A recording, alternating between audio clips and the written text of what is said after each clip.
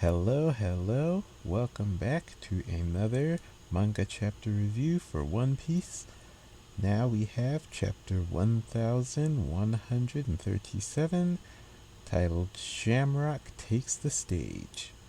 Now, unfortunately, because I am getting to this chapter rather late, I have seen what is probably the biggest spoiler of the chapter, which is a picture of the character that's been hooded so far, the one that looks like Shanks.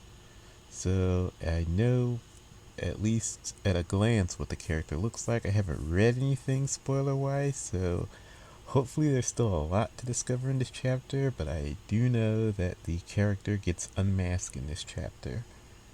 So with that, let's look at the cover page. We're continuing the Yamato story. Only Child Yamato on the Holy Inari Shrine Pilgrimage, Volume 23, infiltrating the mysterious hidden base. So we have Yamato and Tama peeking inside the base, trying to sneak in. We've got some minions. They are dressed... They're not dressed like beast pirates. They're just like... sort of like a mix between beast pirates and Wano samurai. They're wearing sort of... not kimono, but the Wano samurai outfit. But they do have beast pirate shoulder pads on, and they have the cat ears on, which makes sense because they're minions of Hold'em. Note to Moto, we're switching things up. Thanks for the hard work, Anayama-san. It's been a pleasure working with you, Fuda-san. I'll be counting on you from now on. Ichiro Oda. Now we are back at the castle in Elbaf, the home of the late king. Elbaf, O-U-E-S-T. Oost Castle.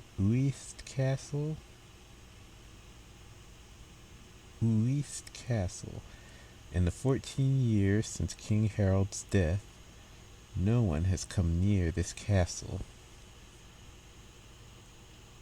So what's going on here? The door looks like it's been busted open. What happened to the guards? So we've got the Straw Hats with Road all at the castle, and they noticed that the door has been broken into.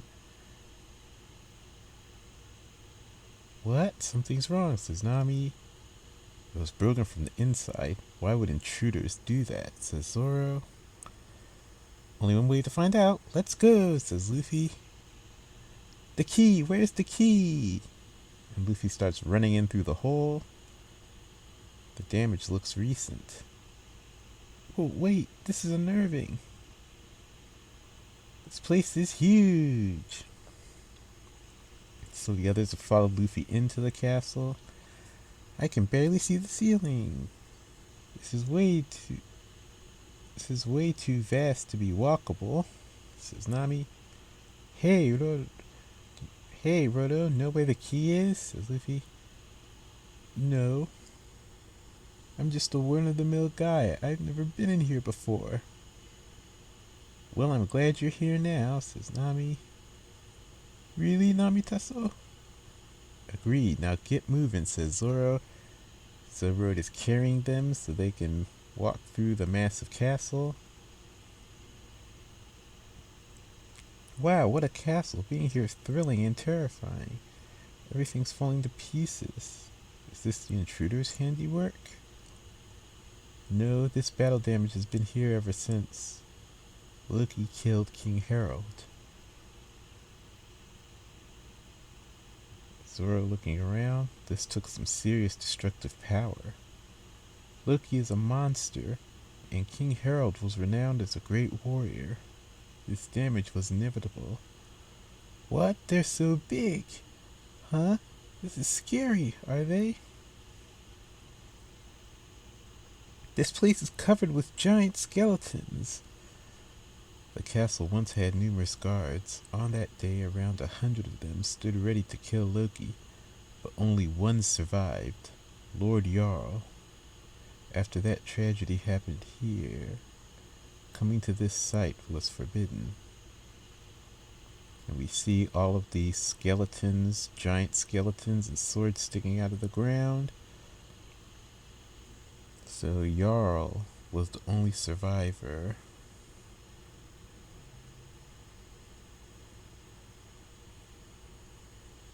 Is it that Jarl is the only survivor now? That both Mountainbeard and Treebeard survive, but since one of them is dead, now there's only one survivor?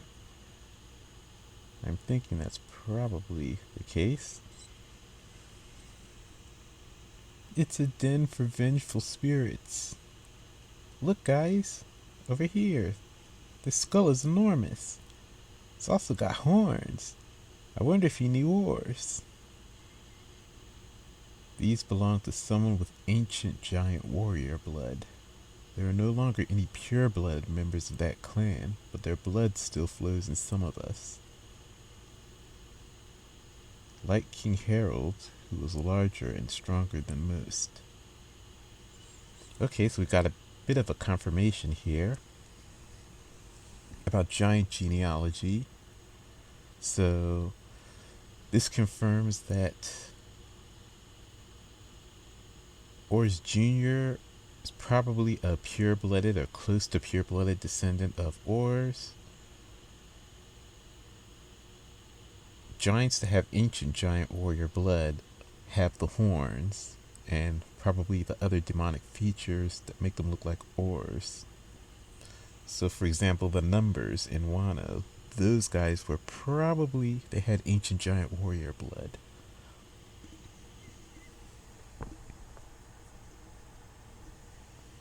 Now, we take that information and we go to Kaido. There's no confirmation that Kaido has any giant blood in him, but if he had some kind of giant blood in him, would that explain why Kaido and Yamato have the horns? They have ancient giant warrior blood. Maybe? But this definitely confirms that giants, in particular giants with horns, have ancient giant warrior blood and are related to the clan of Ors Jr. Okay. Let's go back to reading. Oh, look above you. How nostalgic. That's a portrait of King Harold. We have King Harold, who looks interesting. He's bald. He's got, looks like scars on his head. On the top of his head, where his hair would be, and it's kind of his forehead. He's got a large, black, scraggly, spiky beard. A black cape. His look sort of reminds me of the, oh my gosh, kind of like the Spiral King from Gurren Lagann a little bit. Just a passing resemblance, not super strong at all. He also kind of resembles Kaido because he's very big and broad. And the black spiked beard also kind of resembles Kaido, but he has this spiked mustache along with it that sticks out to the sides. The man who tried to form peaceful bonds with the outside world, said to be Elbaf's strongest king. He sure looks strong. Those scars on his head mark where his ancient giant warrior horns were. Those scars on his head mark where his ancient giant horns were before he ripped them out. Okay, so he ripped out the horns. He believed the ancient giants were relics from a war-torn era. He had horns? What conviction, says Zoro. After the king's death, the country fell into despair. Sadly, the one with the biggest grudge against Loki was naturally King Harold's other son, Harujin. Whoa, seriously?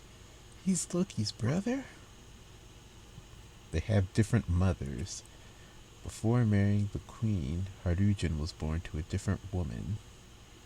However, Elbaf would never have recognized Harujin's mother as its queen in any case. Why? She was born in a different giant country. What does that matter? They were both giants, right? They were both giants. But you can't talk when humans kill each other over. But you can't talk when you humans kill each other all the time over land. I suppose. Wow. They say having children with a giant from another island taints the blood of Elbaf. Seems giants can be just as bigoted as anyone else. Not everyone's as pure as you, Namitaso. Don't suck up to me, trash. Ooh. Why join Harujin's crew if you think he has tainted blood? Well, now Roto's remembering his past. When he was a child. You're such a creepy nerd, Roto. Wow, this is amazing. You can draw sea charts? You gotta show me how. Let's be friends. Huh? Friends? He was always so earnest and straightforward, unlike me. He never lived in the castle growing up. His father may have been the king, but his mother was ostracized. He endured a lot, and still said this. One day I'm going to unite all the giant tribes. I'm going to be king of the giants.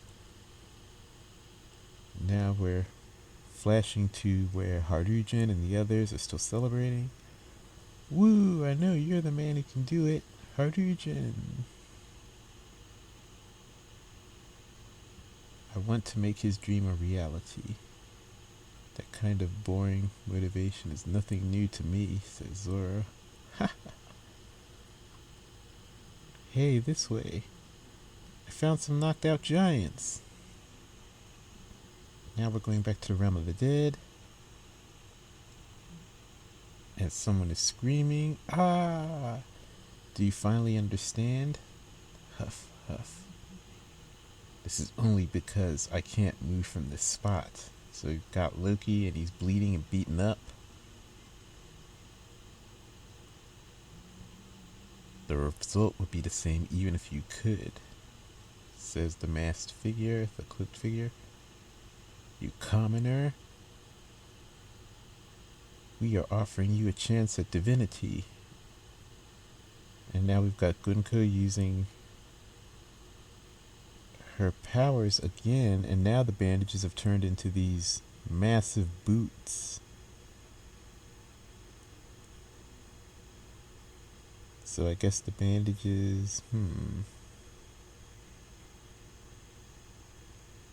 they turn into solid constructs? Not entirely sure. Okay, we are offering you a chance at divinity. Most die squirming in vain just for the slightest chance to attain such an honor.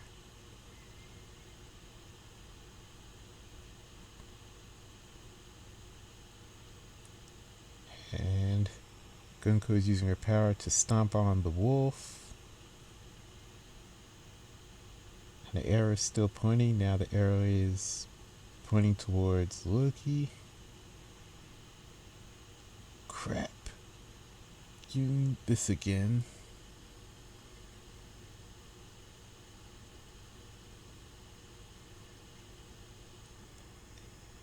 And this. The arrow swipes past Loki's face.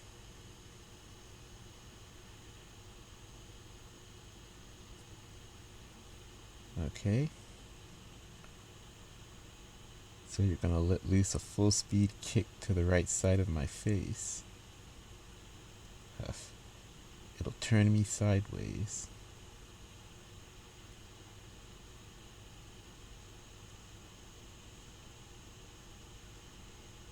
Then you'll uppercut me. Thanks for giving me notice.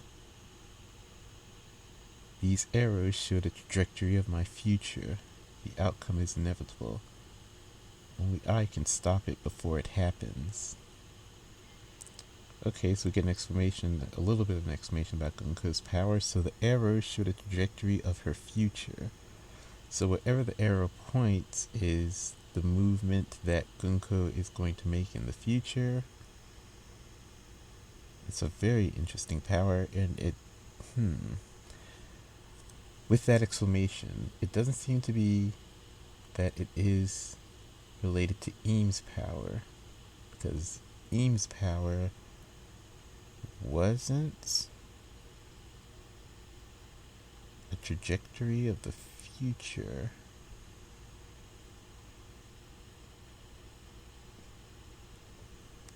Eames' power didn't seem to be that way, so Gunko's power might be different after all. The arrows just indicate the movement she's going to make in the future. Just say the word, Loki.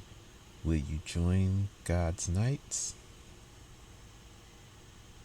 I refuse, you fool.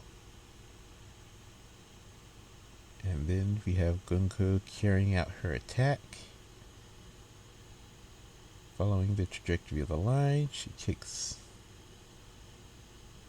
Loki in the side of his face, and then uppercuts him.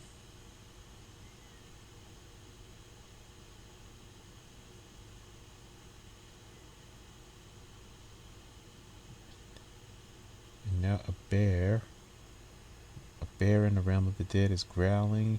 He's been stabbed with something. Like the other animals that serve Loki.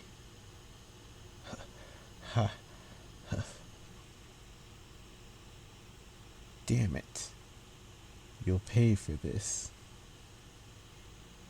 Stop. Enough already. Well, will you become a God's Knight? Bleh. Gwah! And Loki screams.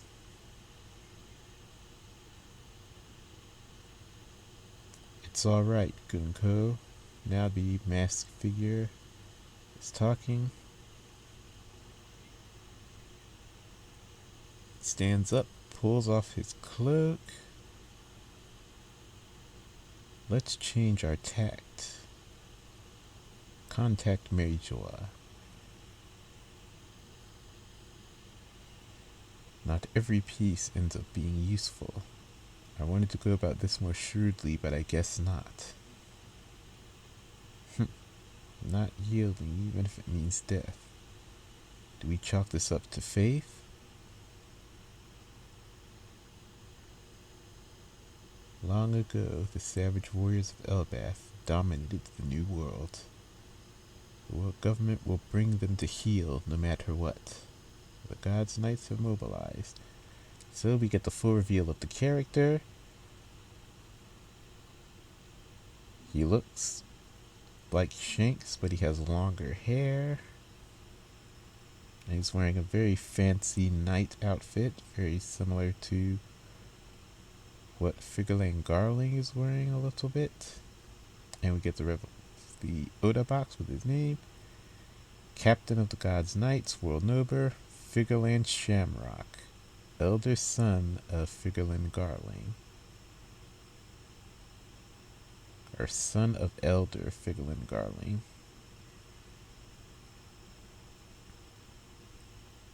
Son of elder Figurlane Garling, so Shamrock, Figurlane Garling's son.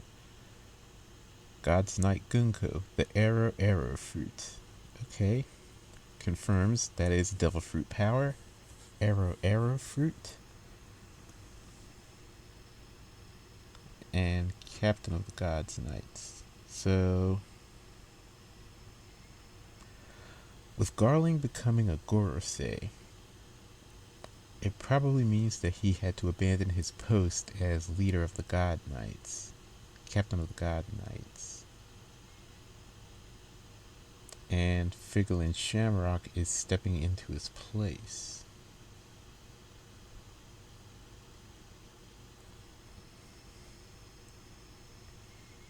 let's see.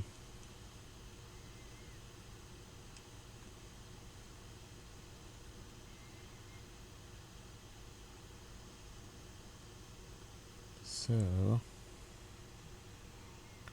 trying to remember. I'm pretty sure when Garling was first introduced, he was described as captain of the Gods Knights.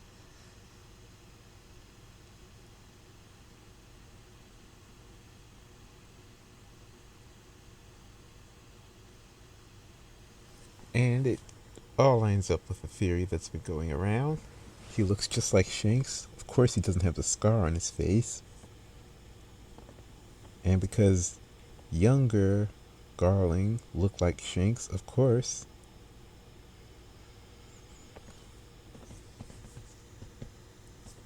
so it's basically just more confirmation that Shanks is of the Figurlin family.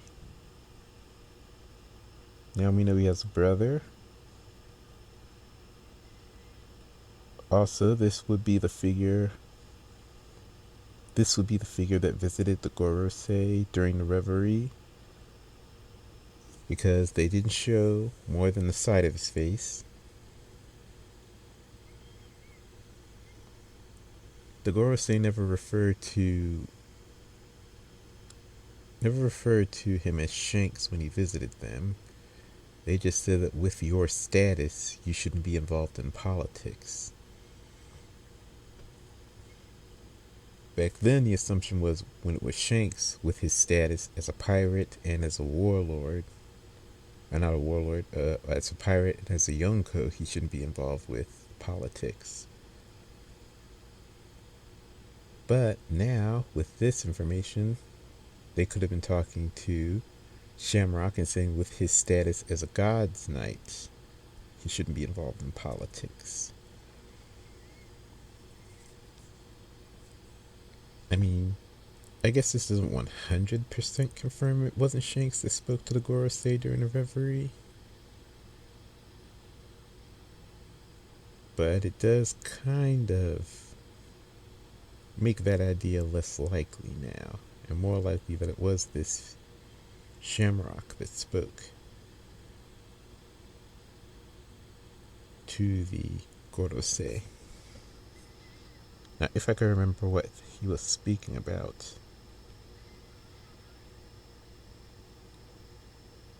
was it? It wasn't Shamrock who came to warn. Now I have to go back and look at that conversation because I'm trying to remember.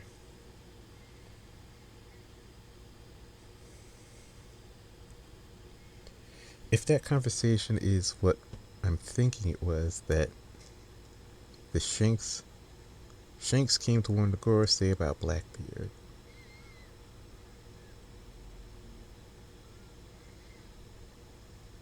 At least that's what I'm trying to.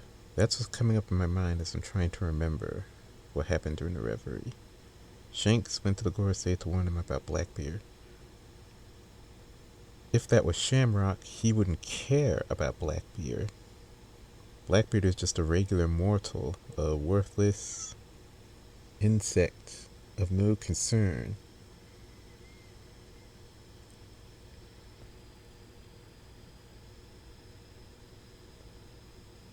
And as far as we know, Shamrock has never had any interaction with Blackbeard. He has no reason to know of Blackbeard's power, Blackbeard's ambitions, Blackbeard's goal, or Blackbeard being a threat to the nobility. So it wouldn't make sense for Garling to be warning the world nobles about Blackbeard, which would mean it would have to be Shanks himself that was warning the world nobles about Blackbeard, warning the Gorosei about Blackbeard. Which would mean it was Shanks at the reverie. But I'll have to go back to reread that chapter, and confirm what the conversation was, because I might be misremembering what the conversation itself was. If Shanks was giving just a sort of general warning about something, or they never explained what the warning was, then it's more likely that it was Shamrock visiting the Gorosei at the Reverie. So that's good. We'll have a little bit of some rereading to do, understanding the scenes of Shanks that made him seem suspicious. We'll have to go back and re-examine those cloaked Shank scenes. And from context, we can probably get a closer figure on whether it was Garling or Shanks, or not Garling, Shamrock or Shanks, that was speaking at the time.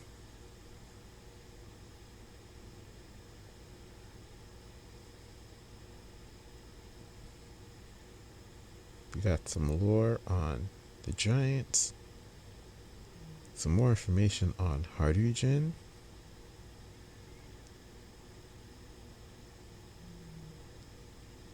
so a really good chapter, big reveal, big character reveal. Not a surprise because everyone sort of expected it by this point, but it's still nice to have it all fully revealed. We have the power reveal, another interesting devil fruit power.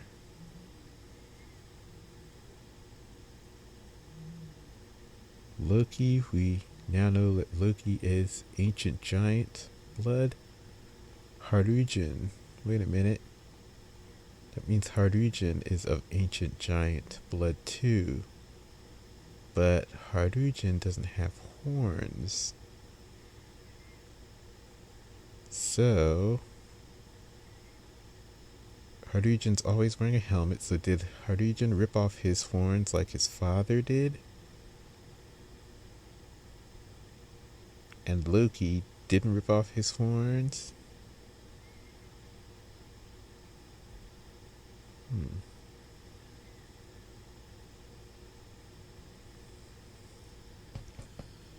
That's interesting.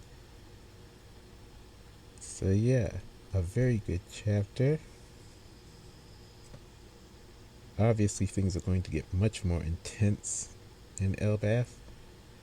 The way it's going, the Straw Hats are sort of on the trail of Shamrock, because Shamrock and Gunko visited the castle first. Then they went to the Realm of the Dead to get to Loki. The Straw Hats are now heading into the castle. They're going to speak to the guards, probably. The guards that the Gods Knights beat up a few chapters ago. Those guards will point them towards the Realm of the Dead. And the Straw Hats are probably going to head towards the Realm of the Dead in the future, over the next few chapters.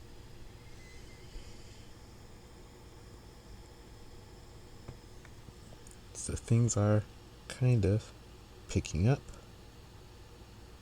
We're heading towards more development as we learn more about the giants, the split between the giants, and there are also blood feuds and blood discrimination between the giants, which it makes sense when you consider that there are variations among the giants, not only in just their geographical location, but also in genetics with the ancient giant warrior blood. And what I was speculating a few chapters back about the world government wanting to bring Elbaf under the control of the world government, that confirms. The comments from the God Knights here confirm it at the end of this chapter.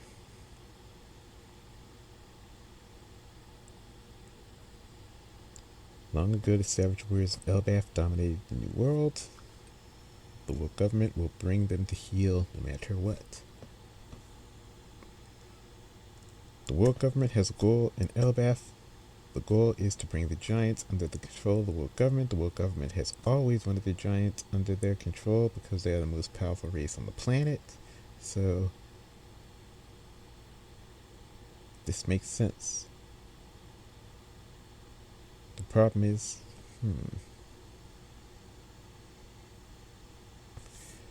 the problem is that the world government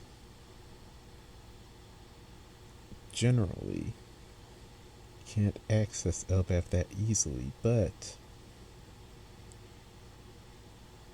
if they've learned that the race is getting the giants of Elbaf, the ones that are warriors, and remember the old warriors' ways, a lot of them have grown old. The new younger giants are not warriors.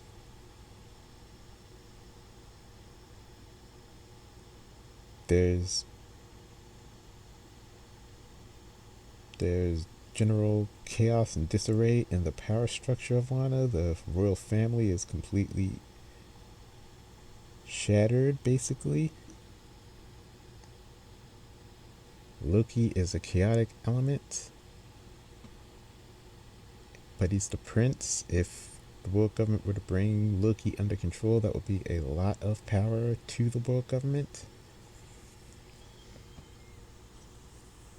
It wouldn't get them at control of Elbaf per se, but they could use Loki's power to take over Elbaf by force, most likely. Because something like a Buster Call, I don't think that's going to work on Elbaf. If we go purely by just the way the island is structured, a Buster Call wouldn't really work out. Then, let alone the fact that they are giants, and there are a few warriors on the island. Maybe not as many as there used to be, but there are enough with the giant warrior pirate crews. Dorian Brogy, Oyamunkashi, all those guys, so there's enough of a force there that it would be difficult. But the goal, world government has a goal to take over Elbaf.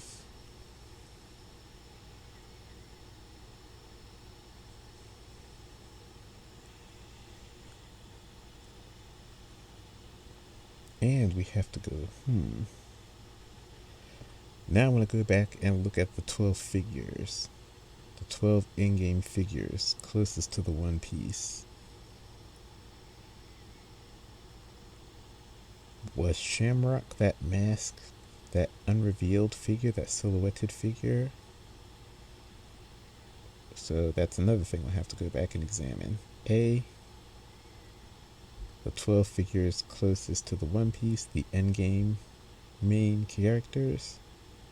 B, the Reverie chapter, where Shanks, quote unquote, spoke to the elders.